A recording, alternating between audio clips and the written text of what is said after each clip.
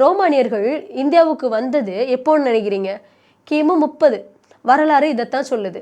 ஆனால் அதுக்கு முன்னாடியே உலகம் முழுக்க நம்முடைய வாசனை பொருட்கள் இருந்ததற்கான நிறைய ஆதாரங்கள் இருக்கு. யூதர்களுடைய ஆதி சமய தலைவர் மோசஸ் அவருடைய இறை வழிபாட்டில் ஏலக்காயை பயன்படுத்தி இருக்கிறாரு.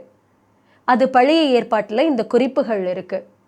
அவர் கோவில் கட்டி இறை வழிபாடு நடத்தினது எப்போன்னு நீங்க நினைக்கிறீங்க? கிமு 1490. அதாவது ரோமர்கள் இந்தியாவுக்கு வரதுக்கும் 1400 ஆண்டுகளுக்கு முன்னாடியே நம்முடைய வாசனை பொருட்கள் யூதர்கள் கிட்ட இருந்திருக்கு. யூதர்கள் கிட்ட கொண்டு போய் சேர்த்திருக்கோம், அல்லது யூதர்கள் நம்ம கிட்ட வந்து அதை எடுத்துட்டு போயிருந்திருக்காங்க. தென் அரேபிய நாட்டு அரசி ஷேபா இஸ்ரேல் நாட்டு அரசன் சாலமனை பார்க்க போகும்போது பரிசு பொருளா என்னெல்லாம் எடுத்துட்டு போயிருக்காங்க? இந்த இலவங்கம், பட்டை, கிராம்பு, இந்த வாசனை பொருட்களையும் சேர்த்தே அவருக்கு பரிசு பொருளா எடுத்துட்டு போயிருக்காங்க. அதற்கான குறிப்புகளும் பழைய ஏற்பாட்டில் இருக்கு.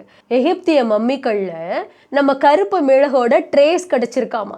இதனுடைய ஆண்டு எப்போ, இதனுடைய காலகட்டம் எப்போ அப்படின்னு சொல்லி பார்த்தீங்கன்னா கிமு 2000 கிமு 1500 அப்போ 2000 ஆண்டுகளுக்கு முன்னாடியே எகிப்துல நம்ம வாசனை பொருட்கள், நம்முடைய கருப்பு மிளகு அப்படிங்கிறது இருந்திருக்கு.